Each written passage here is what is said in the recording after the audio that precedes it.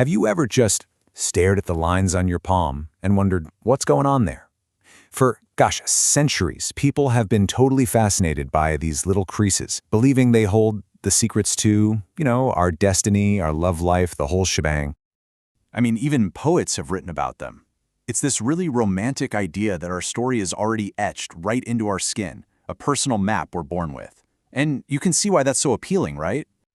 But is that really what's happening? Is our future actually written in these wrinkles? Or is there a completely different story, a much more scientific one, hiding in plain sight on our hands? All right, let's get into it and find out. To really get to the bottom of this, we've got to go way back. I'm talking all the way back to the beginning, to when you were a fetus only about 9 weeks into a pregnancy. This is the moment your hands actually started to form. So it all starts with this tiny little limb budding out. Then tissues start developing, tendons and bones appear. But the really crucial part, the part that explains everything, is that last step. As all this is going on, a fetus is just constantly, and I mean constantly, opening and closing its tiny fists. And here's the cool part. The reason for the lines is actually super simple. All of that repeated flexing and folding creates little tension points, grooves on that delicate, developing skin. Think about it. It's exactly like if you took a piece of paper and just kept folding it in the same place. Eventually, you're going to have a permanent crease. And get this, the sheer scale of this is just wild. Biologists figure that at certain points in development, a fetus can clench and unclench its fist up to 4,000 times in a single day.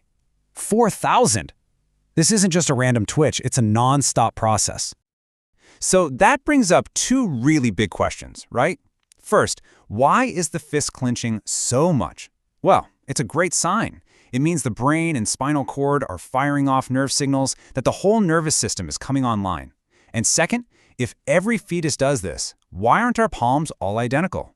Simple. Biology just never makes a perfect carbon copy. There are always random little differences. And here are just a few of those random factors. How often the fist clenches, how hard it clenches, how thick the skin is, the amount of protein and fat available, and of course your own unique genetic code. All these things mixed together to create a pattern of lines that belongs only to you. So here's the big takeaway. The lines on your hand? They're basically a little biological diary of what was happening when you were developing. They're a record of your past, not a crystal ball that can tell you about your career or who you're going to marry. Okay, so if the science is that straightforward, how on earth has palmistry convinced so many people for so long? Well, to figure that out, we need to look at the one big test that all real science has to pass, and that palmistry spectacularly fails every single time. And that test is all about something called empirical evidence. It's just a fancy way of saying proof that you can test over and over and over again and always get the same result. You know, like how water always boils at 100 degrees Celsius at sea level? That's empirical evidence. And here's the kicker. In its entire 4,000-year history, palmistry has never, not even once, produced a single claim that can be backed up with that kind of evidence. There's no repeatable, testable proof for any of it. Let's just look at a classic example, the headline. So if your line is long, you're a clear thinker. But hey, you might overthink things. If it's medium, you're smart and brilliant. And if it's short, you're a strategic thinker. You see the trick here? No matter what your line looks like, the interpretation is positive. And it's so vague, it could apply to pretty much anyone. Or how about this one? This is a classic. A palmist sees some breaks in your lifeline and tells you very seriously that you're going to face worries and problems in your life. Which, of course, makes you think, well, yeah, I mean, who on this planet doesn't have worries and problems? It sounds so personal and insightful, but it's a statement that's true for literally every single person alive. It's a prediction that can't possibly be wrong. So if the claims are all just clever, vague language that can't be proven, why do we fall for it? Why does it feel so real sometimes? Well, the answer isn't in our hands, it's in our heads. And that's the million-dollar question, isn't it? If it's not real, how has this stuck around for 4,000 years? It has incredibly deep roots in ancient cultures. But the reason it's still around today comes down to a really powerful psychological trick. And that trick is called the Barnum effect. Yep, named after the circus guy, P.T. Barnum. It's this funny quirk in our brains where we hear a really general description and we think, wow, that is me. That is so specifically about me. We're basically wired to believe nice, interesting things about ourselves. Here is a perfect example of a Barnum statement. A palmist might say this to you, and you'd probably nod and think, yep, they totally get me. But honestly, doesn't that describe pretty much everyone? We're all calm until someone pushes our buttons.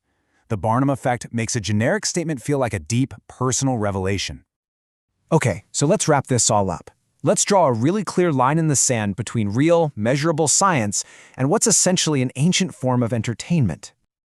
This right here says it all. Let's just put palmistry side by side with a real predictive science, like, say, meteorology, weather forecasting. Does meteorology have empirical evidence? You bet. Does it have practical uses? Absolutely. Every airline on Earth depends on it to schedule flights. Is it part of modern institutions? Of course. Now look at palmistry. It scores a big fat 0 on all three. And that really brings us to the most important point of all. The story of your life, your successes, your failures, your happiness, it's written every single day by the choices you make and the things you do. It's not already decided by some wrinkles that formed before you were even born. So that leaves us with this final thought, which is actually pretty empowering when you think about it. The old saying that your future is in your hands, it's absolutely true, just not in the way palmists mean. Because the power to write your own story isn't in the lines on your skin, it's in you.